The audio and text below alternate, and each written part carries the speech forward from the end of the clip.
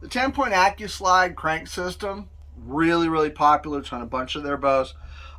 We sell a whole lot of these and they work really well. They do have a couple of minor idiosyncrasies about them, and there's a lot of misinformation out there. There's a ton of videos from other dealers that, bluntly honest with you, are wrong.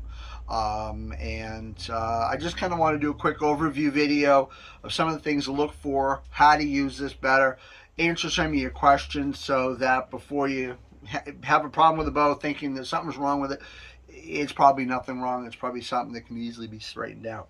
So, a couple of things. First off, crank handle. One of the little problems with this is this silver piece will loosen up. And the problem now is that it's flopping around or it falls out of your tree stand. It's a real simple fix. You take a 5/64 Allen wrench, and right at the base there's a little set screw. Come in, make sure you're on the flat, tighten it up, it's all ready to go, no problem. Another thing we've run into on a few of these has been that they ship from the factory with the latch in the down position. So no matter what you do, it won't snap onto the string. It's pretty rare, but every now and then you'll get one that just shuffles and it will kind of latches itself. Real simple fix. If you look in here and you see the dry fire bar that's in front, it's nice and free, and there's still these two fingers holding it down, that's the latch in the down position. To fix that, put the bow into fire and pull the trigger. Resets the latch in the position. You're ready to cock the bow. No problems there. Now, one of the bigger issues we have with this bow is, or these crank systems I should say, is that with repetitive use, people get to the point where they bring the slide down, it only goes down to a certain point and comes to a grinding halt and it won't go any further. And people think there's something wrong with the crank system or whatever, and it really isn't. Here's the trick with this. There's two parts to this crank that you got to watch. One's this silver knob here, and that's an engage and disengage basically for the brake system that keeps the entire crank system from sliding forward when you're not cranking it. That way you can safely decock it and cock it, let go of the handle, it's not going to go spinning into nowhere to you. The other part are these hooks here, which release the pins that hold the entire assembly back. Now, third part to this is on the underside of the bow. On the right side, there's this little black button right here. That little black button is nothing more than a piece of plastic with two teeth in it that bite into the gear system inside the actual crank itself and hold the gear in place. That way it doesn't move while you can adjust the brake knob. More on that in a few moments. So right now, the brake knob's released, the crank is, the brake system's free. We should be able to slide this down and hook it onto the string. No problems. But, see this bar right here? That bar is here as a guide for the trigger assembly. One of the issues we have is people hold the bow straight up and down, push forward on the latches, and this thing goes whizzing down. And it only gets down 3/4 of the way. Why does it do that?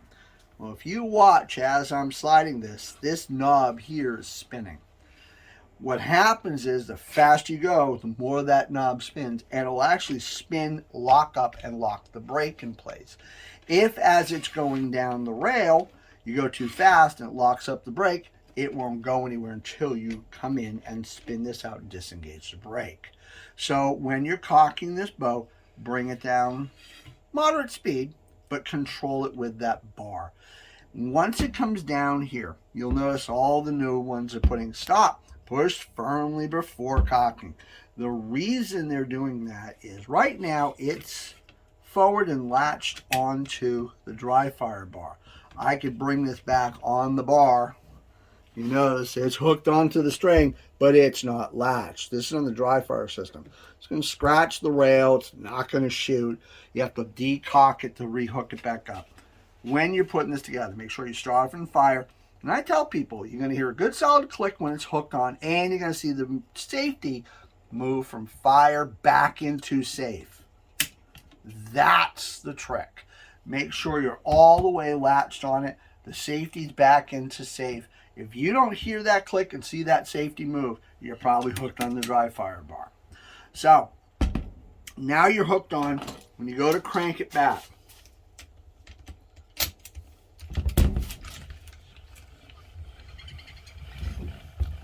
Crank it back nice and straightforward. And click. That click is these pins here hooking on those claws. Those are the claws that keep the entire trigger assembly from sliding forward. Notice right here, there's almost no gap between the bottom of the scope rail and the top of the trigger housing. Once you hear that click, a lot of people are stopping. They're not cranking back cranking it. They're not releasing the pressure. They've stopped cranking and they load an arrow. You got a few problems. One is that the brush is no longer touching the arrow. It's shoved up to the bottom of the trigger, bottom of the scope rail. The other problem is that it's not settled down onto the pins, so it's not a solid, repeatable shot. So your accuracy goes all the way. You run the risk of damaging the bow as well as having accuracy issues. So once you hear that click, what you want to do is back crank it 2 turns. Now, as soon as I start back cranking, if you watch right here, you're going to see all of a sudden that whole trigger assembly settles down into place. Notice there's now a gap in here. Whole thing came down. You can see the difference between when it's up and when we relax it. That means that the whole thing's settled onto those pins. So the back cranking 2 turns is to relieve the pressure on the strap, whole trigger assembly forward. However, it did not fully disengage the brake.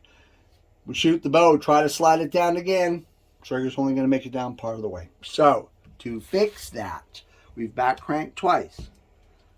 Come over, put your thumb on top of the stock, put your finger on that black button I showed you earlier, and hold it in while you back crank another full turn. You'll end up seeing, if you look at the knob, there's the flutes that are able to grab so you can spin it by hand. There's a line that goes all the way around it. It's kind of an indicator line. If you see that that line and that flat spot past it's fully exposed, that means the brake is disengaged. Now it'll settle down in place where it's supposed to. If we lock it up, brake's engaged. That trigger assembly is not going to go anywhere. So, say we're done at the end of the day. We want to let it down. Take the trigger, take the crank handle, take your left hand, put it onto the tab on the left side. Gentle forward pressure. You don't need to push very hard. Take the arrow out. Now what you're going to do, you're going to crank it forward as though you're cocking the bow. You're going to pull that carrier back enough to release it off those pins. Once you do that, that lever will be nice and easy to move. So a gentle forward pressure on the right hand side. Gentle forward pressure on the right hand side. And as I'm cranking forward, I'm pulling that whole carrier back.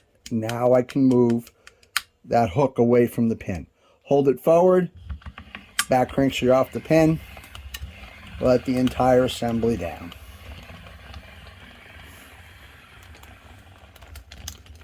Done.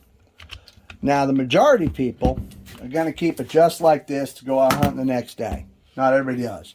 If you want to bring that off, you're going to have to disengage it from the string. To do that, on your crank handle is this pin. And what you'll do, stand on 10, find the easiest way to do it, put it into fire. There's a hole at the bottom. They're in various spots depending on which bow it is. Line it through and click. It now undid the latch. Pull down on the dry fire bars to clear it away.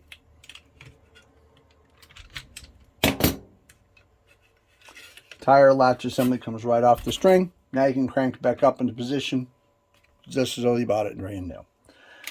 Hope that helps a little bit. Fairly straightforward. Any questions, feel free to give us a shout.